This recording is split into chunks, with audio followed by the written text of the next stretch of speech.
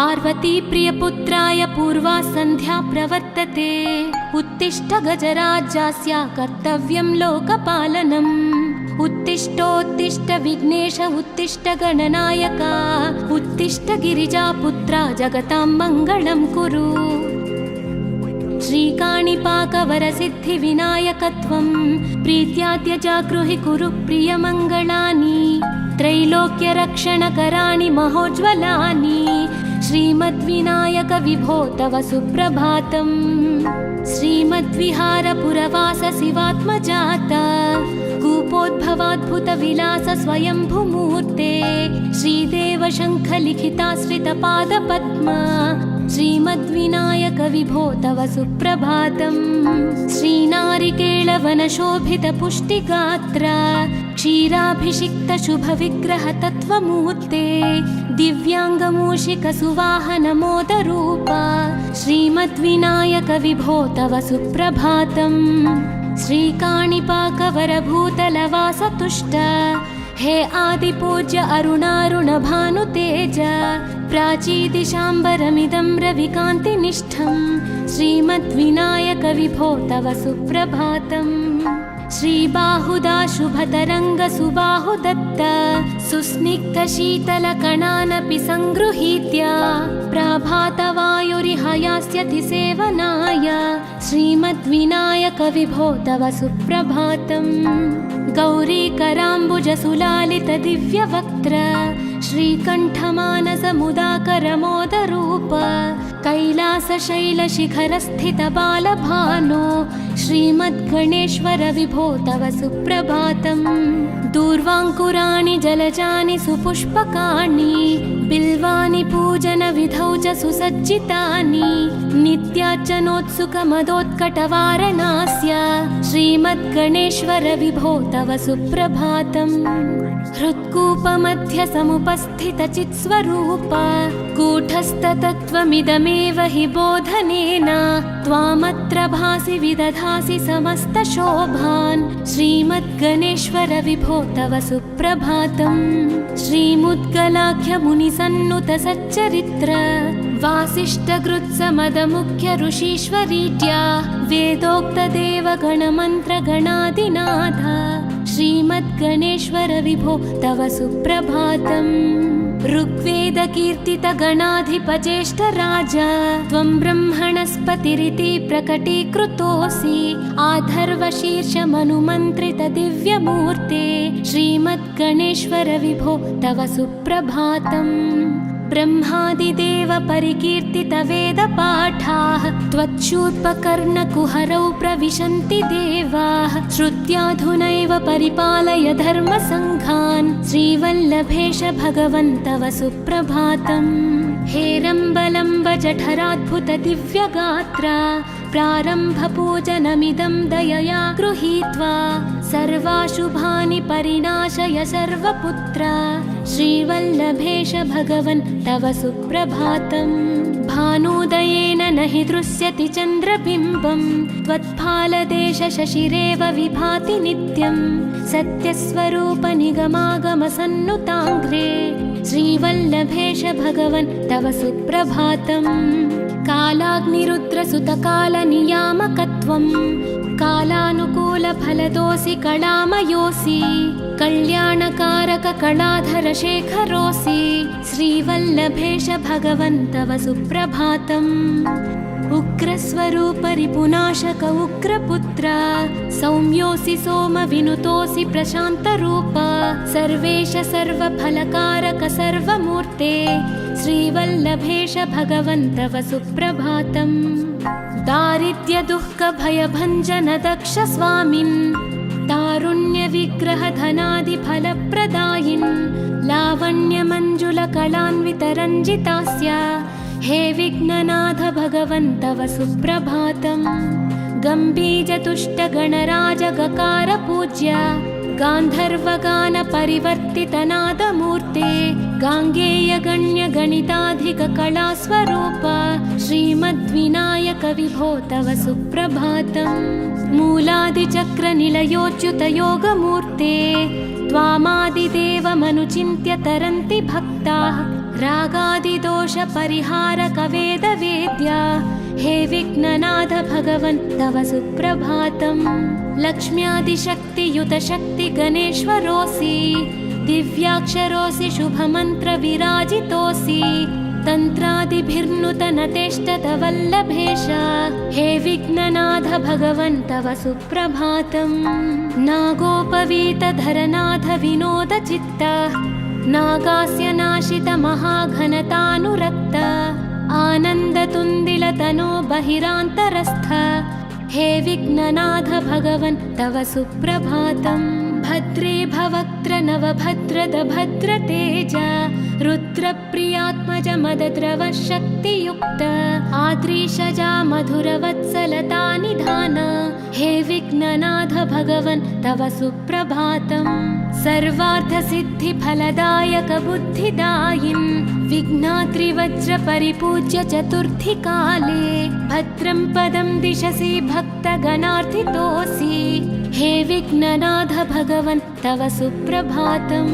बालादिभव्य बहुरूपधरोऽसि देव चिन्तामणिस्त्वमसि सर्वफलप्रदोऽसि त्वन्नाम दिव्यमणिरस्ति जगद्धिताय हे विघ्ननाथ भगवन् तव सुप्रभातम्।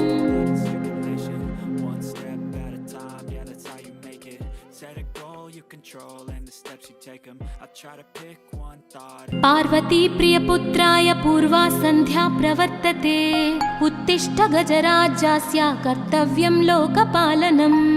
उत्तिष्ठोत्तिष्ठ विघ्नेश उत्तिष्ठ गणनायका उत्तिष्ठ गिरिजापुत्रा जगतां मङ्गलं कुरु। श्रीकाणिपाकवरसिद्धिविनायकत्वं प्रीत्याद्यजागृहि कुरु प्रियमङ्गलानि त्रैलोक्यरक्षणकराणि महोज्ज्वलानि श्रीमद्विनायक विभो तव सुप्रभातम्। श्रीमद्विहारपुरवास शिवात्मजाता कूपोद्भवाद्भुतविलास स्वयंभुमूर्ते श्रीदेव शङ्खलिखिताश्रितपादपद्मा श्रीमद्विनायक विभो तव सुप्रभातम्। श्रीनारिकेळवनशोभितपुष्टिगात्र क्षीराभिषिक्तशुभविग्रहतत्त्वमूर्ते दिव्याङ्गमूषिकसुवाहनमोदरूपा श्रीमद्विनायक विभो तव सुप्रभातम्। श्रीकाणिपाकवरभूतलवासतुष्ट हे आदिपूज्य अरुणारुणभानुतेज प्राचीदिशाम्बरमिदं रविकान्तिनिष्ठं श्रीमद्विनायक विभो तव सुप्रभातम्। श्रीबाहुदा शुभतरङ्ग सुबाहुदत्त सुस्निग्धशीतलकणानपि सङ्गृहीत्य प्रभातवायुरिहयास्यति सेवनाय श्रीमद्विनायक विभो तव सुप्रभातम्। गौरीकराम्बुजसुलालितदिव्यवक्त्र श्रीकण्ठमानसमुदाकरमोदरूप कैलासशैलशिखरस्थितबालभानो श्रीमद्गणेश्वर विभो तव सुप्रभातम्।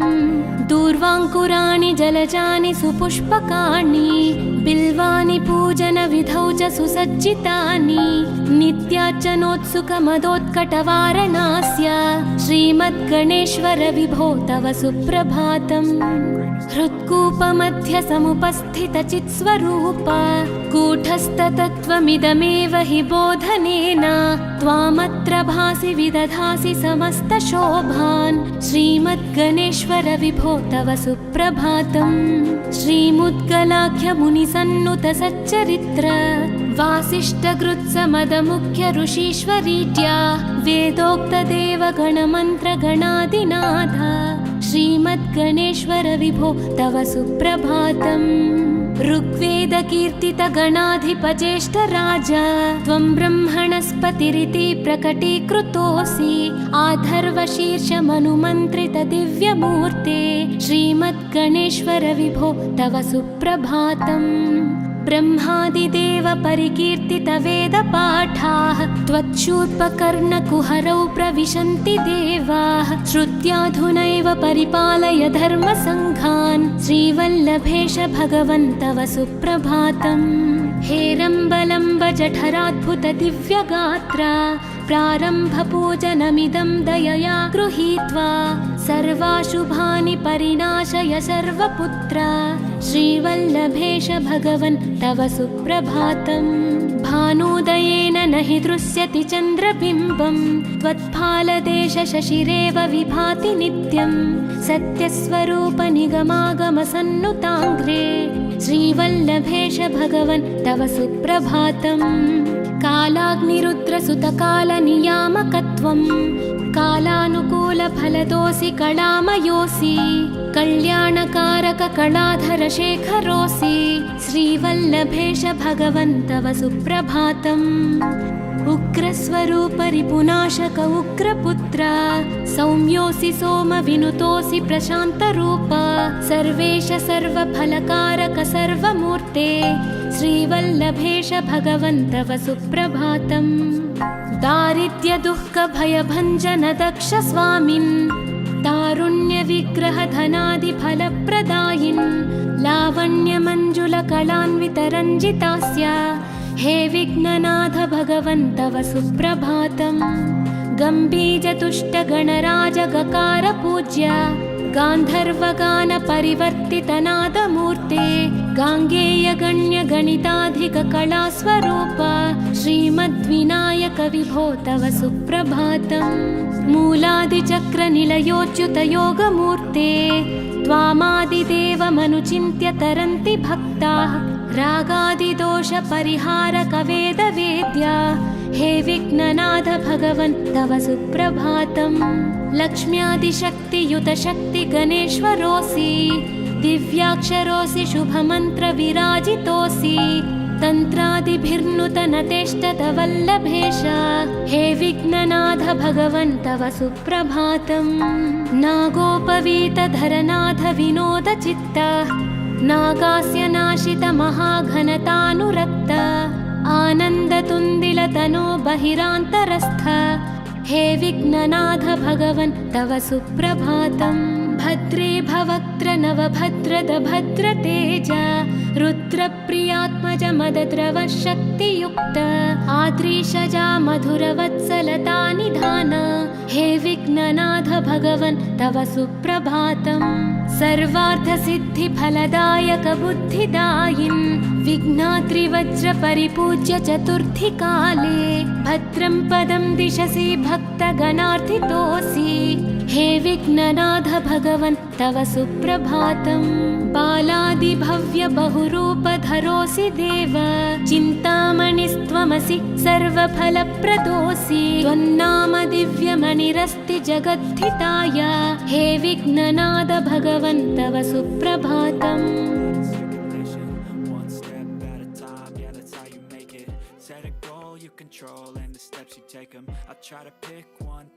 पार्वती प्रियपुत्राय पूर्वा सन्ध्या प्रवर्तते उत्तिष्ठ गजराज्यस्य कर्तव्यं लोकपालनम् उत्तिष्ठोत्तिष्ठ विघ्नेश उत्तिष्ठ गणनायक उत्तिष्ठ गिरिजापुत्रा जगतां मङ्गलं कुरु श्रीकाणिपाकवरसिद्धिविनायकत्वं प्रीत्याद्य जागृहि कुरु प्रियमङ्गलानि त्रैलोक्यरक्षणकराणि महोज्ज्वलानि श्रीमद्विनायक विभो तव सुप्रभातम् श्रीमद्विहारपुरवास शिवात्मजात कूपोद्भवाद्भुतविलास स्वयंभुमूर्ते श्रीदेव शङ्खलिखिताश्रितपादपद्मा श्रीमद्विनायक विभो तव सुप्रभातम् श्रीनारिकेळवनशोभितपुष्टिगात्र क्षीराभिषिक्त शुभविग्रह तत्त्वमूर्ते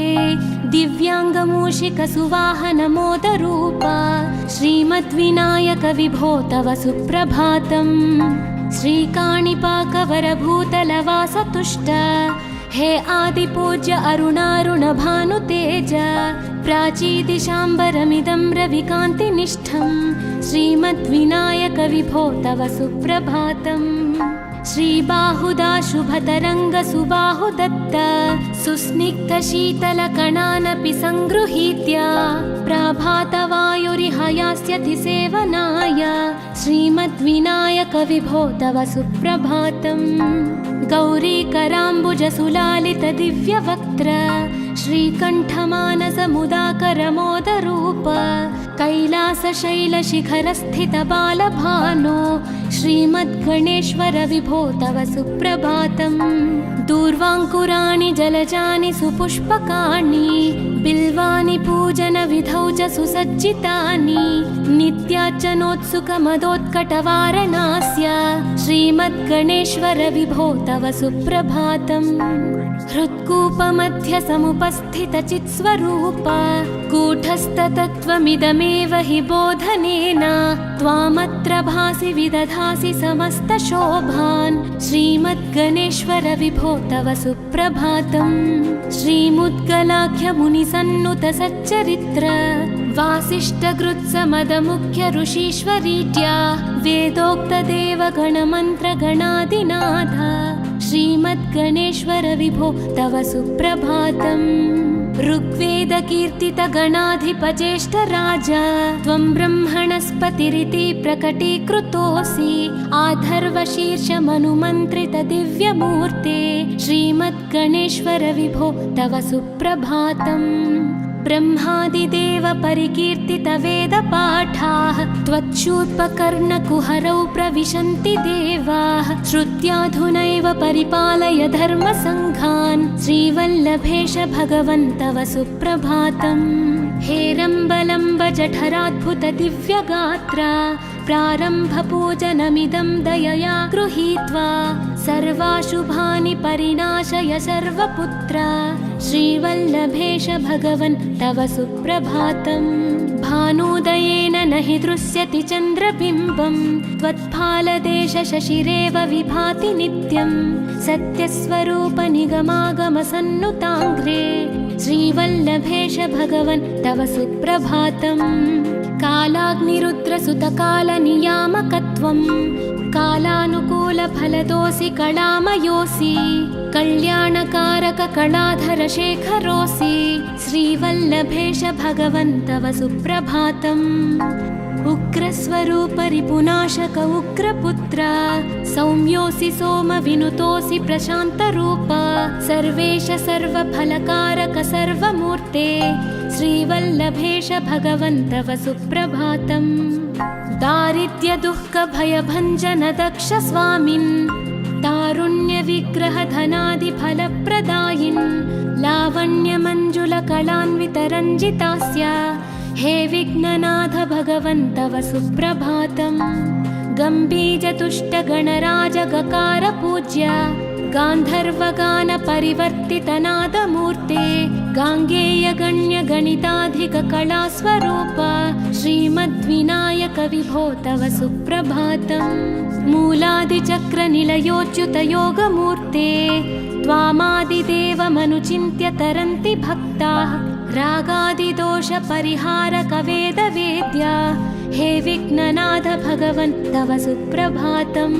लक्ष्म्यादिशक्तियुतशक्तिगणेश्वरोऽसि दिव्याक्षरोऽसि शुभमन्त्रविराजितोऽसि तन्त्रादिभिर्नुतनतेष्टतवल्लभेश हे विघ्ननाथ भगवन् तव सुप्रभातम्।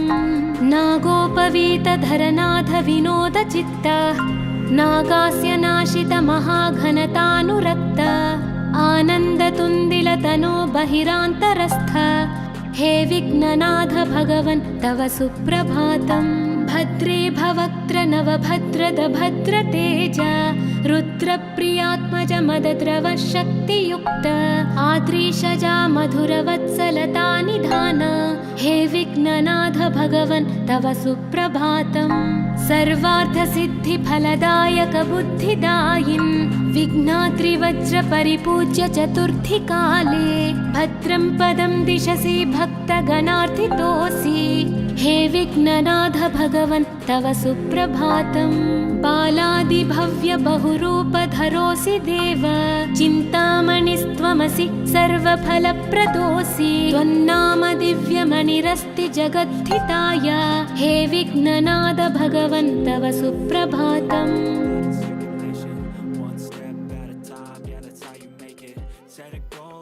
control and the steps you take them. I try to pick one thought. Parvati प्रियपुत्राय पूर्वा सन्ध्या प्रवर्तते उत्तिष्ठ गजराज्यस्य कर्तव्यं लोकपालनम् उत्तिष्ठोत्तिष्ठ विघ्नेश उत्तिष्ठ गणनायक उत्तिष्ठ गिरिजापुत्रा जगतां मङ्गलं कुरु श्रीकाणिपाकवरसिद्धिविनायकत्वं प्रीत्याद्य जागृहि कुरु प्रियमङ्गलानि त्रैलोक्यरक्षणकराणि महोज्ज्वलानि श्रीमद्विनायक विभो तव सुप्रभातम् श्रीमद्विहारपुरवास शिवात्मजात कूपोद्भवाद्भुतविलास स्वयंभूमूर्ते श्रीदेव शङ्खलिखिताश्रितपादपद्मा श्रीमद्विनायक विभो तव सुप्रभातम् श्रीनारिकेळवनशोभितपुष्टिगात्र क्षीराभिषिक्त शुभविग्रह तत्त्वमूर्ते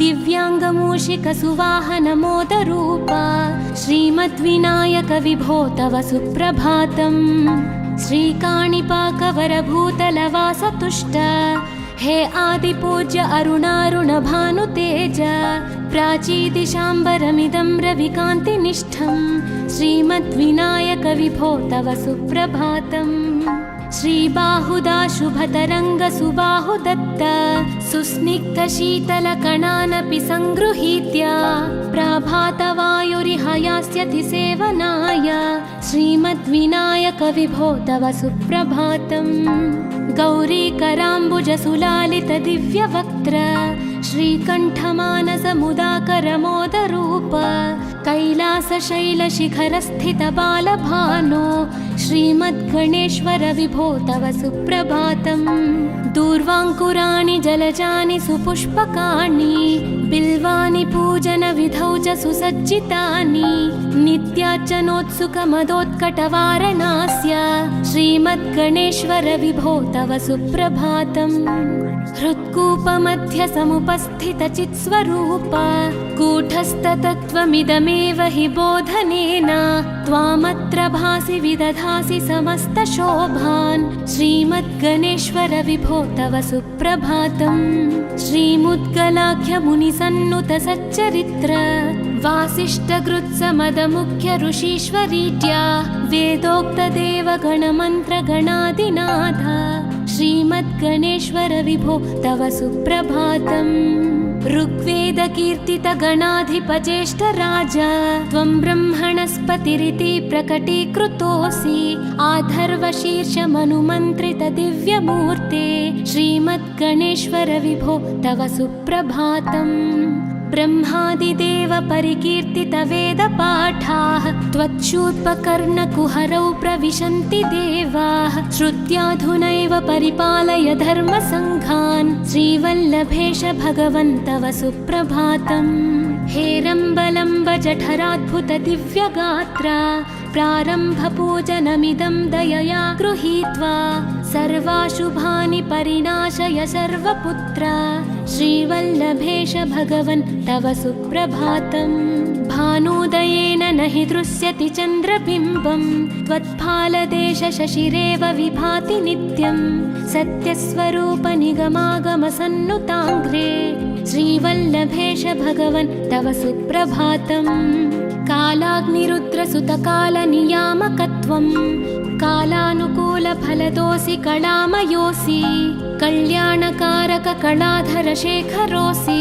श्रीवल्लभेश भगवन् तव सुप्रभातम् उग्रस्वरूप रिपुनाशक उग्रपुत्र सौम्योऽसि सोमविनुतोऽसि प्रशान्तरूप सर्वेश सर्वफलकारक सर्वमूर्ते श्रीवल्लभेश भगवन् तव सुप्रभातम् दारिद्र्यदुःखभयभञ्जन दक्ष स्वामिन् तारुण्यविग्रहधनादिफलप्रदायिन् लावण्यमञ्जुलकलान्वितरञ्जितास्य हे विघ्ननाथ भगवन् तव सुप्रभातम् गम्भीजतुष्टगणराजगकार पूज्य गान्धर्वगानपरिवर्तितनादमूर्ते गाङ्गेयगण्यगणिताधिककलास्वरूप श्रीमद्विनायक विभो तव सुप्रभातम् मूलादिचक्रनिलयोच्युतयोगमूर्ते त्वामादिदेवमनुचिन्त्य तरन्ति भक्ताः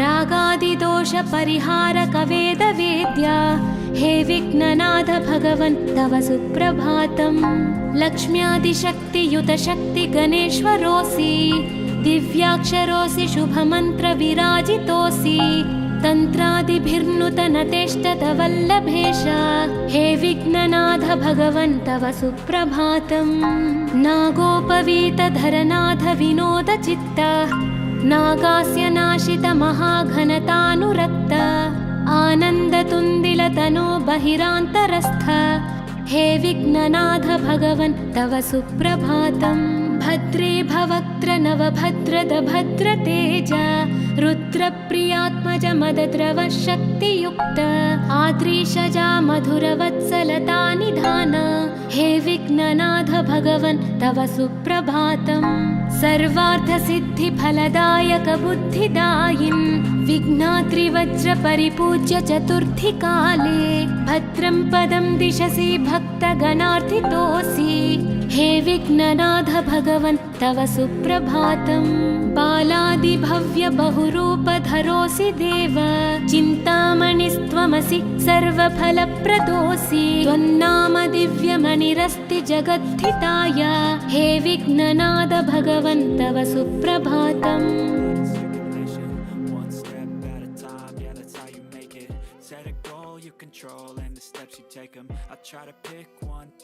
पार्वती प्रियपुत्राय पूर्वा सन्ध्या प्रवर्तते उत्तिष्ठ गजराज्यास्य कर्तव्यं लोकपालनम् उत्तिष्ठोत्तिष्ठ विघ्नेश उत्तिष्ठ गणनायका उत्तिष्ठ गिरिजापुत्रा जगतां मङ्गलं कुरु श्रीकाणिपाकवरसिद्धिविनायकत्वं प्रीत्याद्य जागृहि कुरु प्रियमङ्गलानि त्रैलोक्यरक्षणकराणि महोज्ज्वलानि श्रीमद्विनायक विभो तव सुप्रभातम् श्रीमद्विहारपुरवास शिवात्मजात कूपोद्भवाद्भुतविलास स्वयंभुमूर्ते श्रीदेव शङ्खलिखिताश्रितपादपद्मा श्रीमद्विनायक विभो तव सुप्रभातम् श्रीनारिकेळवनशोभितपुष्टिगात्र क्षीराभिषिक्तशुभविग्रहतत्त्वमूर्ते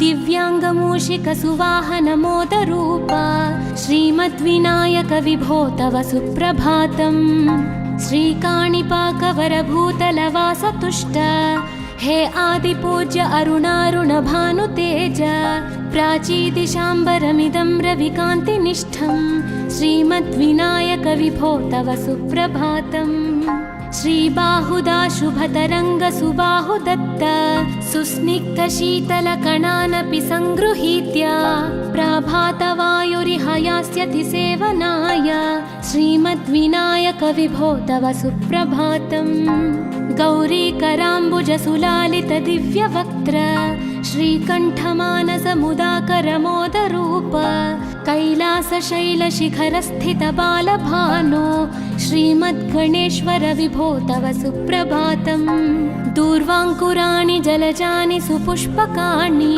बिल्वानि पूजनविधौ च सुसज्जितानि नित्यार्चनोत्सुकमदोत्कटवारणास्य श्रीमद्गणेश्वर विभो तव सुप्रभातम् हृत्कूपमध्य समुपस्थितचित्स्वरूप कूटस्थतत्त्वमिदमेव हि बोधनेन त्वामत्र भासि विदधासि समस्तशोभान् श्रीमद्गणेश्वर विभो तव सुप्रभातम् श्रीमुद्गलाख्यमुनिसन्नुतसच्चरित्र वासिष्ठगृत्समदमुख्य ऋषीश्वरीट्या वेदोक्तदेवगणमन्त्रगणादिनाथ श्रीमद्गणेश्वर विभो तव सुप्रभातम् ऋग्वेदकीर्तितगणाधिपज्येष्ठराज त्वं ब्रह्मणस्पतिरिति प्रकटीकृतोऽसि आधर्वशीर्षमनुमन्त्रितदिव्यमूर्ते श्रीमद्गणेश्वर विभो तव सुप्रभातम्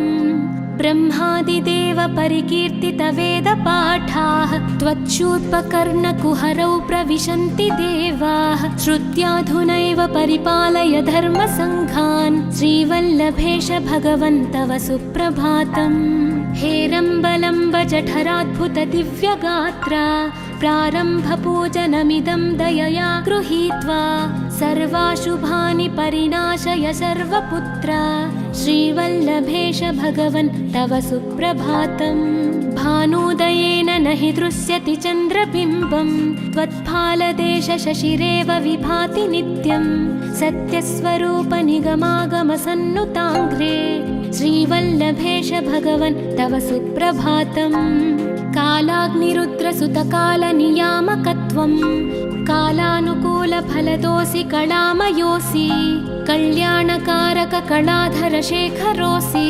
श्रीवल्लभेश भगवन् तव सुप्रभातम् उग्रस्वरूप रिपुनाशक उग्रपुत्र सौम्योऽसि सोमविनुतोऽसि प्रशान्तरूप सर्वेश सर्वफलकारक सर्वमूर्ते श्रीवल्लभेश भगवन् तव सुप्रभातम् दारिद्र्यदुःखभयभञ्जन दक्ष स्वामिन् तारुण्यविग्रह धनादिफलप्रदायिन् लावण्यमञ्जुलकलान्वितरञ्जितास्य हे विघ्ननाथ भगवन् तव सुप्रभातम् गम्भीजतुष्टगणराजगकार पूज्य गान्धर्वगान परिवर्तितनादमूर्ते गाङ्गेयगण्यगणिताधिककलास्वरूप श्रीमद्विनायक विभो तव सुप्रभातम् मूलादिचक्रनिलयोच्युतयोगमूर्ते त्वामादिदेवमनुचिन्त्य तरन्ति भक्ताः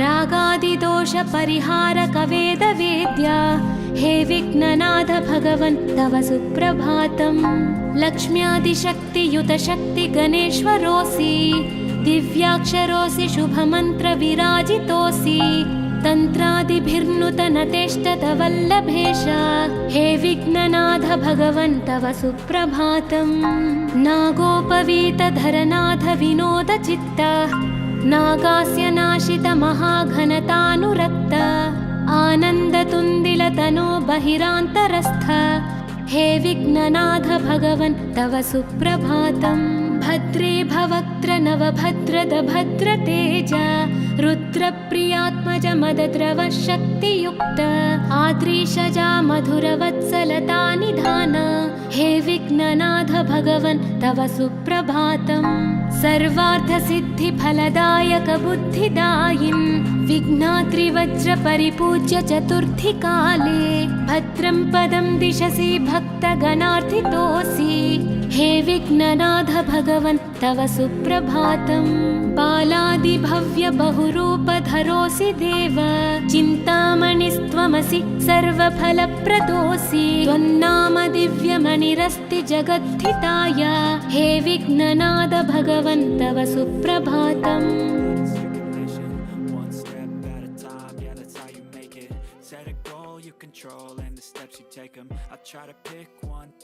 पार्वती प्रियपुत्राय पूर्वा सन्ध्या प्रवर्तते उत्तिष्ठ गजराज्यस्य कर्तव्यं लोकपालनम् उत्तिष्ठोत्तिष्ठ विघ्नेश उत्तिष्ठ गणनायक उत्तिष्ठ गिरिजापुत्रा जगतां मङ्गलं कुरु श्रीकाणिपाकवरसिद्धिविनायकत्वं प्रीत्याद्य जागृहि कुरु प्रियमङ्गलानि त्रैलोक्यरक्षणकराणि महोज्ज्वलानि श्रीमद्विनायक विभो तव सुप्रभातम् श्रीमद्विहारपुरवास शिवात्मजात कूपोद्भवाद्भुतविलास स्वयंभुमूर्ते श्रीदेव शङ्खलिखिताश्रितपादपद्मा श्रीमद्विनायक विभो तव सुप्रभातम् श्रीनारिकेळवनशोभितपुष्टिगात्र क्षीराभिषिक्त शुभविग्रह तत्त्वमूर्ते दिव्याङ्गमूषिक सुवाहन मोदरूप श्रीमद्विनायक विभो तव सुप्रभातम् श्रीकाणिपाकवरभूतलवासतुष्ट हे आदिपूज्य अरुणारुण भानुतेज प्राचीदिशाम्बरमिदं रविकान्तिनिष्ठं श्रीमद्विनायक विभो तव सुप्रभातम् श्रीबाहुदा शुभतरङ्ग सुबाहुदत्त सुस्निग्धशीतलकणानपि सङ्गृहीत्य प्रभातवायुरिहयास्यति सेवनाय श्रीमद्विनायक विभो तव सुप्रभातम् गौरीकराम्बुजसुलालित दिव्यवक्त्र श्रीकण्ठमानसमुदाकरमोदरूप कैलासशैलशिखरस्थितबालभानो श्रीमद्गणेश्वर विभो तव सुप्रभातम्। दूर्वाङ्कुराणि जलजानि सुपुष्पकाणि बिल्वानि पूजनविधौ च सुसज्जितानि नित्यार्चनोत्सुकमदोत्कटवारणास्य श्रीमद्गणेश्वर विभो तव सुप्रभातम्। हृत्कूपमध्यसमुपस्थितचित्स्वरूप कूटस्थतत्त्वमिदमेव हि बोधनेन त्वामत्र भासि विदधासि समस्तशोभान् श्रीमद्गणेश्वर विभो तव सुप्रभातम्। श्रीमुद्गलाख्यमुनिसन्नुत सच्चरित्र वासिष्ठगृत्समदमुख्य ऋषीश्वरीड्या वेदोक्तदेवगणमन्त्रगणादिनाथ श्रीमद्गणेश्वर विभो तव सुप्रभातम्। ऋग्वेदकीर्तितगणाधिपज्येष्ठराज त्वं ब्रह्मणस्पतिरिति प्रकटीकृतोऽसि आधर्वशीर्षमनुमन्त्रितदिव्यमूर्ते श्रीमद्गणेश्वर विभो तव सुप्रभातम्। ब्रह्मादिदेव परिकीर्तितवेदपाठाः त्वच्छूर्पकर्णकुहरौ प्रविशन्ति देवाः श्रुत्याधुनैव परिपालय धर्मसङ्घान् श्रीवल्लभेश भगवन् तव सुप्रभातम्। हेरम्बलम्ब जठराद्भुतदिव्यगात्रा प्रारम्भपूजनमिदं दयया गृहीत्वा सर्वाशुभानि परिनाशय सर्वपुत्र श्रीवल्लभेश भगवन् तव सुप्रभातम्। भानुदयेन न हि दृश्यति चन्द्रबिम्बं त्वत्फालदेशशशिरेव विभाति नित्यं सत्यस्वरूप निगमागमसन्नुताङ्घ्रे श्रीवल्लभेश भगवन् तव सुप्रभातम्। कालाग्निरुद्रसुतकालनियामकत्वं कालानुकूलफलदोऽसि कलामयोऽसि कल्याणकारककलाधरशेखरोऽसि श्रीवल्लभेश भगवन् तव सुप्रभातम्। उग्रस्वरूपरिपुनाशक उग्रपुत्र सौम्योऽसि सोमविनुतोऽसि प्रशान्तरूप सर्वेश सर्वफलकारक सर्वमूर्ते श्रीवल्लभेश भगवन् तव सुप्रभातम्। दारिद्र्यदुःखभयभञ्जन दक्ष स्वामिन् तारुण्यविग्रहधनादिफलप्रदायिन् लावण्यमञ्जुलकलान्वितरञ्जितास्य हे विघ्ननाथ भगवन् तव सुप्रभातम्। गम्भीजतुष्टगणराजगकार पूज्य गान्धर्वगानपरिवर्तितनादमूर्ते गाङ्गेयगण्यगणिताधिककलास्वरूप श्रीमद्विनायक विभो तव सुप्रभातम्। मूलादिचक्रनिलयोच्युतयोगमूर्ते त्वामादिदेवमनुचिन्त्य तरन्ति भक्ताः रागादिदोषपरिहारकवेदवेद्या हे विघ्ननाथ भगवन् तव सुप्रभातम्। लक्ष्म्यादिशक्तियुतशक्तिगणेश्वरोऽसि दिव्याक्षरोऽसि शुभमन्त्रविराजितोऽसि तन्त्रादिभिर्नुतनतेष्टतवल्लभेश हे विघ्ननाथ भगवन् तव सुप्रभातम्। नागोपवीतधरनाथ विनोदचित्त नागास्य नाशित महाघनतानुरक्त आनन्दतुन्दिलतनो बहिरान्तरस्थ हे विघ्ननाथ भगवन् तव सुप्रभातम्। भद्रे भवक्त्र नवभद्रद भद्रतेज रुद्रप्रियात्मज मदद्रव शक्तियुक्त आद्रीशजा मधुरवत्सलता निधान हे विघ्ननाथ भगवन् तव सुप्रभातम्। सर्वार्थसिद्धिफलदायक बुद्धिदायिन् विघ्नाद्रिवज्रपरिपूज्य चतुर्थीकाले भद्रं पदं दिशसि भक्तगणार्थितोऽसि हे विघ्ननाथ भगवन् तव सुप्रभातम्। बालादिभव्य बहुरूपधरोऽसि देव चिन्तामणिस्त्वमसि सर्वफलप्रदोऽसि त्वन्नाम दिव्यमणिरस्ति जगद्धिताय हे विघ्ननाथ भगवन् तव सुप्रभातम्।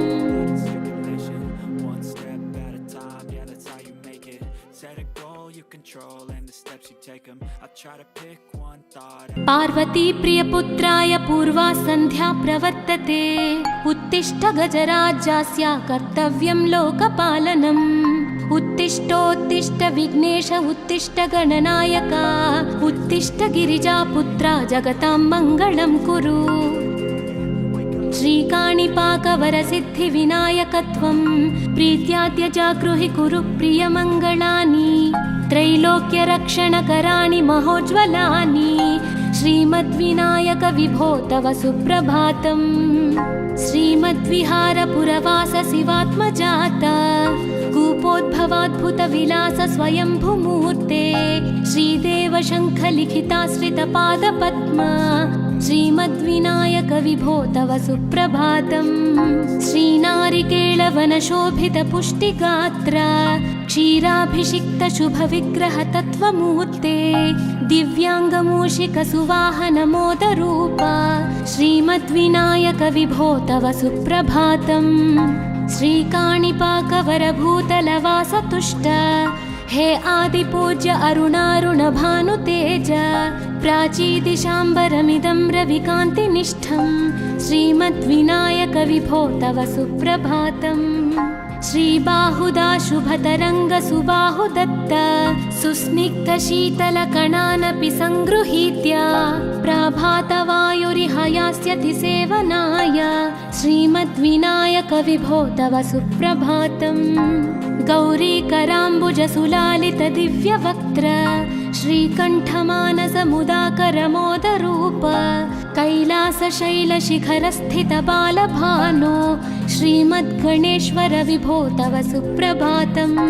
दूर्वाङ्कुराणि जलजानि सुपुष्पकाणि बिल्वानि पूजनविधौ च सुसज्जितानि नित्यार्चनोत्सुकमदोत्कटवारणास्य श्रीमद्गणेश्वर विभो तव सुप्रभातम् हृत्कूपमध्य समुपस्थितचित्स्वरूप कूटस्थतत्त्वमिदमेव हि बोधनेन त्वामत्र भासि विदधासि समस्तशोभान् श्रीमद्गणेश्वर विभो तव सुप्रभातम् श्रीमुद्गलाख्यमुनिसन्नुत सच्चरित्र वासिष्ठगृत्समदमुख्य ऋषीश्वरीज्या वेदोक्तदेवगणमन्त्रगणादिनाथ श्रीमद्गणेश्वर विभो तव सुप्रभातम् ऋग्वेदकीर्तितगणाधिपज्येष्ठराज त्वं ब्रह्मणस्पतिरिति प्रकटीकृतोऽसि आधर्वशीर्षमनुमन्त्रितदिव्यमूर्ते श्रीमद्गणेश्वर विभो तव सुप्रभातम् ब्रह्मादिदेव परिकीर्तितवेदपाठाः त्वच्छूत्पकर्णकुहरौ प्रविशन्ति देवाः श्रुत्याधुनैव परिपालय धर्मसङ्घान् श्रीवल्लभेश भगवन् तव सुप्रभातम् हेरम्बलम्ब जठराद्भुत दिव्यगात्र प्रारम्भपूजनमिदं दयया गृहीत्वा सर्वाशुभानि परिनाशय सर्वपुत्र श्रीवल्लभेश भगवन् तव सुप्रभातम् भानुदयेन न हि दृश्यति चन्द्रबिम्बं त्वत्फालदेश शशिरेव विभाति नित्यं सत्यस्वरूप निगमागमसन्नुताङ्घ्रे श्रीवल्लभेश भगवन् तव सुप्रभातम् कालाग्निरुद्रसुतकालनियामकत्वं कालानुकूलफलदोऽसि कलामयोऽसि